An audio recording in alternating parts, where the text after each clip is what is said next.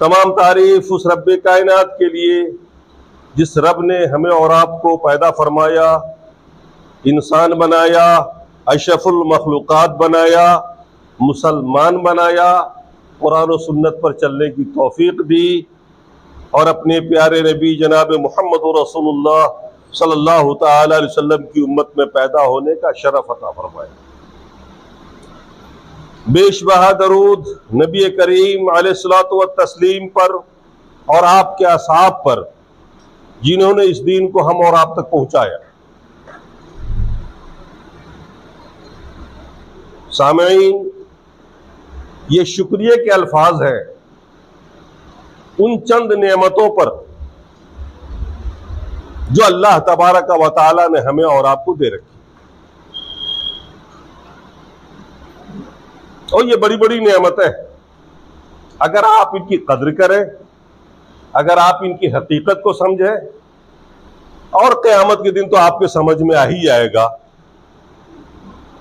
अगर दुनिया में ना समझ सके, हमने वो दिन भी देखा, आज की नेमतों की फरावानी और हमारी और आपकी नाशुक्री।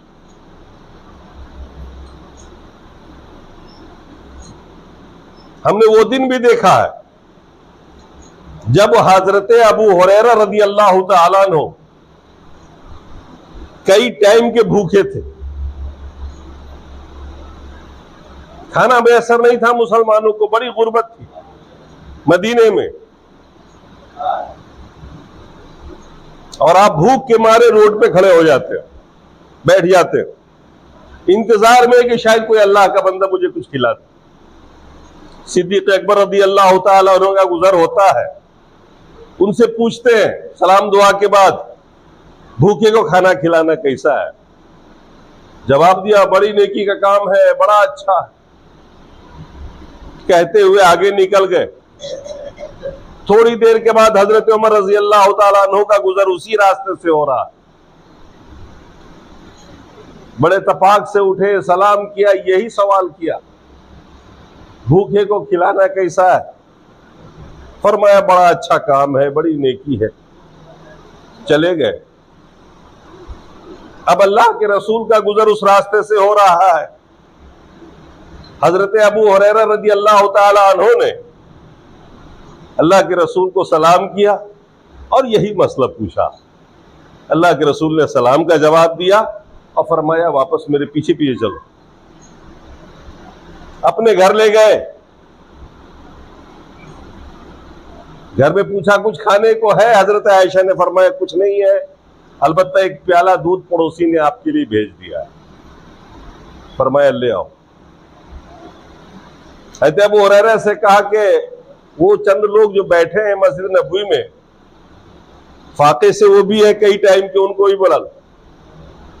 अब हजरत अबू हुरैरा रास्ते पर सोच रहे हैं कि एक कटोरा दूध, एक प्याला दूध हो मेरे लिए ना काफी होगा, उनको भी अल्लाह के रसूल ने बुलवा लिया। आ गए, बुला लिया। अल्लाह के रसूल है अबू हुरैरा से फरमाया, पहले एक तरफ से उन्हें पिलाओ। अब वो पिलाना शुरू किया। सब लोगों ने पिया, खूब पिया, पेट भर के पिया।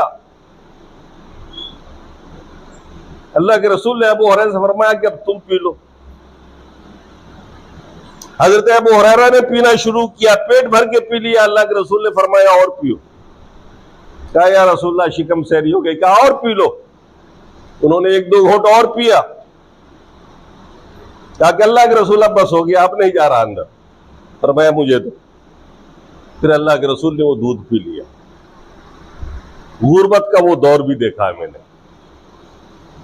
फिर वो दौर भी देखा है कि एक जंग के मौके पर अल्लाह के रसूल के साथ सहाबा थे, महीनों पैदल चल के रास्ते में सफर कर रहे थे। 18 सहाबा पर एक सवारी थी, ऊंटनी। बारी बारी से चढ़ते उतरते थे, चढ़ते उतरते थे, सारे लोग पैदल जा रहे थे और रास्ते में खाना पानी सब खत्म हो गया, किसी के पास कुछ ना रहा। सहाबा ने मशवरा किया, क्यों ना एक ऊंट को ज़बह कर लिया जाए, उसे पका करके सारे लोग खा लें एक टाइम, फिर 2 टाइम और फाते कर लेंगे। जंग पे जा रहे हैं, लड़ने जा रहे हैं, दुश्मनों से मुकाबला। हजरत उमर ने फरमाया उससे तो एक सवारी और कम हो जाएगी। सहराई सफर, रेगिस्तान का सफर। आपने कहा रुको मैं अल्लाह के रसूल से थोड़ा सा पूछ लेता हूं। अल्लाह के रसूल के पास गए, अल्लाह के रसूल से अर्ज किया, या रसूलल्लाह सबका सब कुछ खत्म हो गया, सब भूखे प्यासे हैं कई टाइम से। फरमाया फिर क्या कहना चाहते हो? हजरत उमर ने फरमाया क्यों न जो कुछ भी बचा बचाया हम लोगों के पास एक दस्तरखान पे जमा कर दें और आप अल्लाह से दुआ कर दें बरकत की। फरमाया ऐसे ही कर लो। चुनांचे चमड़े का एक दस्तरखान बिछा। अरबी में उस जमाने में वही चमड़े का बिछौना और वही बिस्तर और वही लिबास और वही दस्तरखान सब चमड़े का ही हुआ करता था, क्योंकि उनके बस में नहीं थी कि कपड़ा खरीद के पहन लेते। एक चादर होती थी बड़ी मुश्किल से। बहुत अमीर आदमी है, दो चादर होती थी, एक कमर में लपेटा एक ऊपर डाल दिया, उसी में नमाज पढ़ते थे। चुनांचे किया गया ऐसे ही, जिसके पास जो बचा था। साहबा ने अर्ज किया, रिवायत में आता है कि जिसके पास गुठली बची थी खजूर की गुठली डाल दिया। ताबाई ने पूछा गुठली का क्या करते थे? अरे माना खजूर है दो चार रख दिया, सत्तू है रख दिया, पनीर है रख दिया, ये गुठली क्यों रखे रहते थे लोग? कहा कि इसलिए कि उसको चूस चूस करके ये सोच के चूसते रहते थे कि अभी मैंने खजूर खाया है, उससे एक आध टाइम निकाल लेते थे। वो जमाना भी देखा जब अल्लाह के रसूल के सामने सब बिछाया गया, अल्लाह के रसूल को बुलाया गया और आपने बरकत की दुआ की। उसमें इतनी बरकत हुई, इतनी बरकत हुई कि सारे सहाबा ने जी भर कर खाया और फिर थैला भी भर लिया राशन आगे के लिए, और फिर आगे का सफर जारी हुआ। फिर बीच का दौर भी हमने पढ़ा है, देखा है अपनी आंखों से, और आज का दौर भी देख रहे हैं। हम जब 5 लोग जमा होते हैं इस कैंपस में या कहीं पर भी प्रोग्राम होता है, कहीं से कोई तजवीज आती है आज पार्टी हो जाए, और जिस चीज की पार्टी किसी की जुबान से निकल गई आज वही होगी। अल्लाह ने इतनी फरावानी दी आज नेमत, इतने किस्म की नेमतें, इतने किस्म के फल। उस वक्त भी बहुत कुछ रही होंगी लेकिन पहुंच से बाहर थी। उस वक्त किसी ने अगर खा लिया एक टाइम तो अल्लाह का शुक्रिया अदा करता था और दिन भर उसकी जुबान पर जिक्र इलाही होता रहता था। अल्लाह के लिए कलमात शुक्रिया जारी रहते थे। खाने के बाद दुआएं पढ़ी जाती थी, अल्लाह का शुक्रिया अदा किया जाता था। सहाबा का दौर तो खैर इसमें बहुत इम्तियाजी शान का हामिल है। अल्लाह के रसूल उठते बैठते जो जिक्र करते थे हालात के लिहाज से, या अल्लाह से दुआएं करते थे, अल्लाह को याद करते थे, वो तो बेमिसाल हमारे लिए तारीख है। बाद के अदवार में भी लोगों ने इस रवायत को बाकी रखा। अब आज का दौर देख लीजिए, हर तरह की नेमतें मिलती हैं, खा रहे हैं, पहन रहे हैं, लेकिन शुक्रिया का एक लफ्ज आपकी जुबान पर भूले से भी नहीं आता। अल्लाह का जिक्र आपकी जुबान पर नहीं होता। आप कहीं दूर किसी बड़े होटल में खा रहे हैं, बड़ी बड़ी नेमतें आपके सामने, फोटो खींच के भेज देते हैं एक दूसरे को, ललचाते हैं, लेकिन एक बार भी ये नहीं कहते कि देखो अल्लाह का शुक्र है, उसका एहसान है कि उसने हमें क्या क्या दिया। न खाने के बाद दुआएं पढ़ी जाती हैं। अजीबो गरीब किस्म के खाने मेरे सामने आते हैं। मैं तो नेपाली आदमी हूं, देहाती, हमारे यहां तो कोई आइटम होता नहीं। यहां आता हूं एक से एक आइटम खाता हूं, साथ में वो भी खाते हैं, मगर जिक्र इलाही नहीं। हम भी नहीं करते, आप भी नहीं करते। क्यों? अल्लाह के इतनी सारी नेमतें पाने और खाने के बावजूद भी आपकी जुबान पर एक बार भी अल्लाह के शुक्रिया नहीं होता। जिक्र इलाही से ये जुबान मुर्दा। अल्लाह ने कौन सी नेमत नहीं दी आपको? सहाबा का दौर देखिए और आज का दौर देखिए, अल्लाह का नाम ही नहीं, जिक्र ही नहीं है। 5 टाइम भी नमाज पढ़ते फॉर्मेलिटी होती है, उड़ा पटक किए, अल्लाह का जिक्र नहीं होता। कोई एक बार तस्बीह पढ़ता, कोई सूरा फातिहा पढ़ता कि नहीं पढ़ता, रुकू सजदा फटाफट सलाम फेरा चल। अरे भाई जिस नमाज में अल्लाह का जिक्र ना हो, नमाज तो एक ऐसी इबादत है जो शुरू से अंत तक जिक्र इलाही से भरी हुई है, इससे बड़ा कोई जिक्र ही नहीं है। ये हदीस में आता अल्लाह के रसूल ने फरमाया अफज़ल जिक्र ला इलाहा इल्लल्लाह, बेहतरीन जिक्र ला इलाहा इल्लल्लाह है। चलते फिरते उठते बैठते हमारी आपकी जुबान पर ला इलाहा इल्लल्लाह होना चाहिए। जरा अपने आप से पूछिएगा कितनी बार दिन भर में आपके जुबान से निकलता है ला इलाहा इल्लल्लाह। अल्लाह की तौहीद की शहादत और गवाही, उसका जिक्र आपकी जुबान पर, आप तौहीद वाले हैं और फिर भी इस बात का इकरार नहीं करते। एक देहाती अल्लाह के रसूल के पास आता है और वो पूछता है या रसूलल्लाह अय्युन्नास अफजल, अय्युन्नास खैर। देहाती आदमी पूछता है अल्लाह के रसूल कौन सा आदमी सबसे बढ़िया, सबसे अच्छा कौन सा है, सबसे अफजल इंसान कौन सा है? अल्लाह के रसूल ने फरमाया लिमन ताला उमरुहु व हसना, लिमन ताला उमरुहु व हसना अमलुहु। वो आदमी बहुत अच्छा है जिसकी उम्र लंबी हो और उसका अमल बड़ा हसीन हो, खूबसूरत हो, अल्लाह के जिक्र से उसकी जुबान तर हो। एक दूसरी हदीस में आता है अल्लाह के रसूल से पूछा गया अय्युन्नास खैर, कौन सा आदमी बेहतर है? जवाब दिया अन तुफारिक़त दुनिया व लिसानु रुतबुम मिन जिक्रिल्लाह, वो आदमी जो दुनिया से जुदा हो रहा हो, मर रहा हो और उसकी जुबान पर अल्लाह का जिक्र जारी हो। हमारी तो आदत ही नहीं है ना, जिक्र करने की आदत है नहीं, लिहाजा मरते मरते दम तक आपकी जुबान पर अल्लाह का लफ्ज नहीं आएगा, अल्लाह का जिक्र नहीं आएगा। इतना बढ़िया खा के जो आदमी खुशहाली में अल्लाह का जिक्र नहीं कर सकता, तो मरते वक्त उस तकलीफ में क्या अल्लाह को याद करेगा? इब्न अब्बास की रिवायत है रज़ी अल्लाह तआला अन्हु, तिर्मिज़ी के अंदर, अहमद अबू दाऊद के अंदर, और इमाम अहमद ने भी इस हदीस को रिवायत किया। वो फरमाते हैं कि अल्लाह के रसूल ने फरमाया अरबाउन मन उतियहुन्न फकत उतिया खैरन कसीरा, खैरत दुनिया वल आखिरा। चार चीजें जिसे दे दी गई उसे दुनिया और आखिरत का सारा खैर, सारी भलाई दे दी गई। चार चीजें जिसे मिल गई, दुनिया और आखिरत की सारी भलाई मिल गई। वो चार चीजें कौन सी है? जरा आप सोचिएगा आपके पास क्या है क्या नहीं है इन चारों में से। अल्लाह के रसूल ने फरमाया लिसानुन ज़ाकिरुन, जिक्र करने वाली जुबान, ऐसी जुबान जिस पर अल्लाह का जिक्र हो, उठते बैठते चलते फिरते खाते पीते अल्लाह का जिक्र हो, अल्लाह को याद करने का शौक हो और फितरी तौर पर उसकी जुबान से निकलता रहे वक्त में वक्त अल्लाह का जिक्र हो। सोचिए जरा, हम बैठते हैं 10 लोग, अल्लाह का जिक्र नहीं होता कभी भी, न इनफरादी न इज्तिमाई, हम कभी सोचते भी नहीं है, इल्ला ये कि कभी दीन की बात आ जाए तो अल्लाह का जिक्र हो गया। अपने आप में आप अकेले बैठे और अल्लाह को याद करें, ऐसा नहीं होता। हम कितने बेहिस हैं, अल्लाह की नेमतों को पा रहे हैं, खा रहे हैं दुनिया में। आज अल्हम्दुलिल्लाह इतनी आपकी जेब में दम है कि कोई नेमत भी आपकी पहुंच से बाहर नहीं है। मैगी से मैगी चीजें आप खरीद के लाते हैं और खाते हैं, लेकिन एक बार भी अल्हम्दुलिल्लाह खाने के बाद आपकी जुबान से नहीं निकलता कि रब ने इस नेमत को हमारे लिए पैदा फरमाया।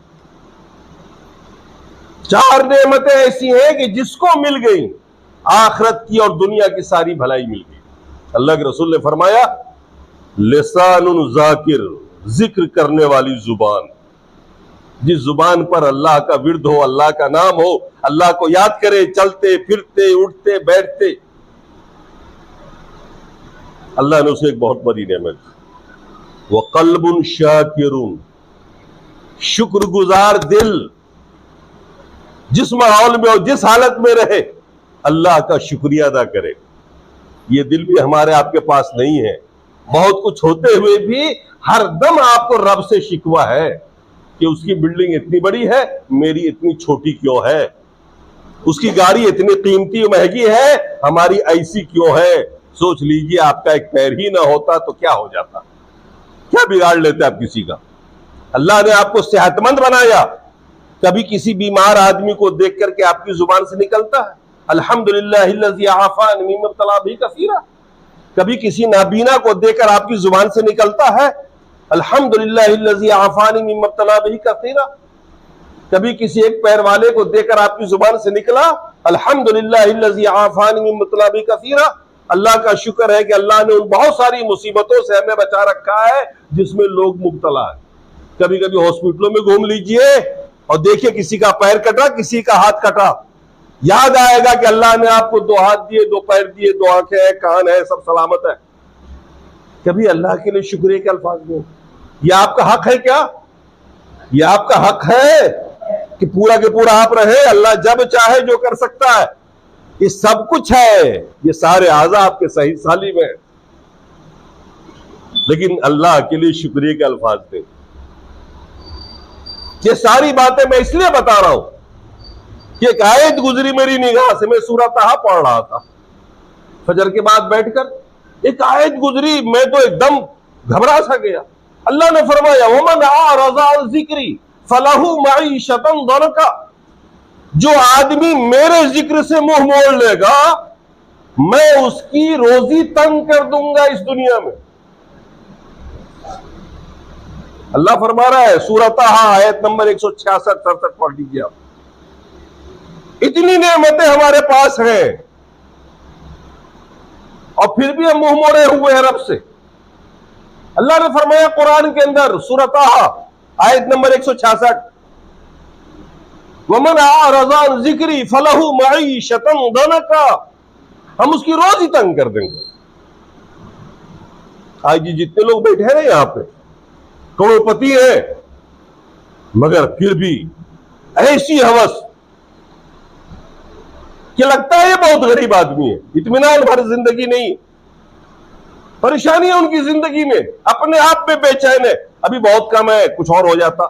अरे जो जितना मालदार होता जा रहा है उतना ही भूखा होता चला जा रहा, जिनके घर में 2-2 साल का राशन पड़ा हुआ, और वो भी तंगी में मुब्तला। देखिए, तंगी इसका नाम नहीं है कि आप अपना खाना खा सके, तंगी इसका उस एहसास का नाम है जिस एहसास ने कसीर दौलत के बावजूद भी आपको भूखा बना रखा है, आपको जालिम बना रखा है, आप छीनने वाले हैं, आप डकैती देने वाले हैं, आप रिश्वत लेने वाले हैं, आप सूद लेने वाले हैं। ये जज्बा जो है आपका, ये बता रहा है कि आप बहुत बड़े फकीर आदमी हो, बहुत बड़े गरीब हो। बढ़िया तो वो है जिसके घर में 2 टाइम रोटी है और बड़ी खुशहाली से खा रहा है, अल्लाह का शुक्रिया अदा कर रहा है, उसे अल्लाह पे यकीन है कि अल्लाह परसों फिर देगा। अल्लाह ने फरमाया उमन आरज़ा अन ज़िक्री फलहू मईशतन दनका, जिसने अल्लाह के जिक्र से मुंह मोड़ लिया ना, अल्लाह उसकी रोजी तंग करेगा। हम कारोबार में लगे हुए, पैसा बनाने के लिए रोजी मांग रहे हैं अल्लाह से, दौलतमंद बनना चाहते हैं, और अल्लाह के जिक्र से हमारी जुबान तरी नहीं, कहां से मिलेगी? आप तो मालदार होके भी गरीब रहो। रोजी देगा, खूब दे देगा दौलत, मगर मीठा नहीं खा सकते तो, गोश्त नहीं खा सकते तो, ये नहीं खा सकते, सारा परहेज में डाल देगा। अब करो नेमत का इस्तेमाल। नेमत के बावजूद भी तंगदस्त फकीर है कि नहीं वो आदमी? वमन आरज़ा अन ज़िक्री फलहू मईशतन दनका। अच्छा, इतना ही होता तो बहुत अच्छी बात थी, चलो भाई रोजी तंग हो, दुनिया में आराम से, आगे का ठीक रहेगा ना मामला। अल्लाह ने फरमाया नहीं, वहां भी ठीक नहीं रहेगा। सुनो आगे आप, वनहशुरुहु यौमल क़ियामति अअमा, उसे अंधा बनाकर हम उठाएंगे हशर के दिन। ये हम लोग जो आंखों वाले हैं ना, हमें तो लगता है कि हम सब सूरदास होंगे मैदान महशर में। अल्लाह फरमा रहा है वनहशुरुहु यौमल क़ियामति अअमा, इन्हें जो हमको भूल चुके हैं, हमारा जिक्र नहीं करते, हमारी नेमतों को खा रहे हैं, अच्छा पहन रहे हैं, अच्छी जिंदगी बिता रहे हैं, और अल्लाह को याद नहीं कर रहे हैं, नेमत देने वाले को याद नहीं कर रहे हैं, नेमत पैदा करने वाले को याद नहीं कर रहे हैं। फरमाया नहशुरुहु यौमल क़ियामति अअमा, हम तुम्हें क़यामत में अंधा उठाएंगे। सारे के सारे सूरदास भरे हुए होंगे मैदान महशर, और फिर आप पूछेंगे, हम पूछेंगे रब से, क़ाल रब्बी लिमा हशरतनी अअमा वक़द कुन्तु बसीरा, हम सब पूछेंगे अल्लाह से, अल्लाह तूने क्यों अंधा बना दिया? ऐ अल्लाह तूने क्यों हमें अंधा उठाया? जबकि हम देखने वाले थे, दुनिया में तो हमारी आंखें ठीक ठाक थी, आज हम अंधे क्यों हैं? आप पूछेंगे रब से और रब जवाब देगा। अल्लाह कहेगा अतत का आयातुना फनसीतहा, तेरे पास हमारी आयतें पहुंची थी, खुतबे में तुमने सुना था, फनसीतहा, तूने अनदेखा कर दिया, अनसुना कर दिया, भुला दिया। अरे मौलाना का तो काम ही यही है, ये तो यही करेंगे, इनकी तो ड्यूटी है यही है। अनदेखा किया, अनसुना किया, उस पर अमल नहीं किया, परवाह में नहीं लाए। फरमाया अल्लाह क्या जवाब देगा? अतत का आयातुना फनसीता, हमारी आयतें तेरे पास पहुंची, पहुंचाने वाले ने पहुंचाया, पढ़ पढ़ के सुनाया और समझाया। फनसीतहा, और तूने अनदेखा कर दिया, अनसुना कर दिया, एक कान से सुना दूसरे से निकाल दिया, कोई अमल नहीं किया। वकज़ालिकल यौम तुनसा, हमने तुम्हें यूं ही कर दिया अंधा, ये मेरा शौक है, मेरा हुक्म है। वकज़ालिकल यौम तुनसा, तूने मुझे भुला दिया ना, अनदेखा किया ना, आज तू भी भुला दिया गया, जा, आज हम तुम्हें भी ऐसा बना देंगे। तुमने जिस तरह हमारी आयतों को भुलाया, हमारा जिक्र भुला दिया, आज हम तुम्हें भुला देंगे। हम तुम्हें यही चिंता नहीं करेंगे, परवाह नहीं करेंगे कि इतने सारे लोग अंधे हो गए, हो जाए लाखों, हो जाए करोड़ों, हो जाए। तो फरमाया आगे, वकज़ालिक नज्ज़ी मन असरफ, जो भी हद से बढ़ेगा ना, हद से बढ़ने का मतलब अल्लाह की नेमतें पा करके भी अल्लाह की नाशुक्रिया आप कर रहे हो, अदा नहीं कर रहे हो शुक्रिया। वकज़ालिक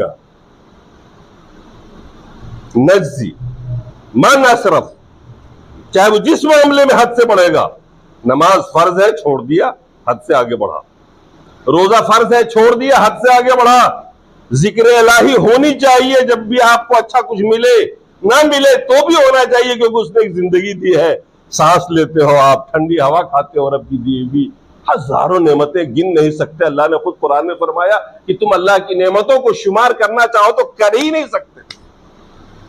ये तो बस में ही नहीं है कि सुबह से शाम तक जो नेमतें आपने पाई है उसका ही वर्णन कर लीजिए, उसको ही लिख के दिखा दीजिए आप।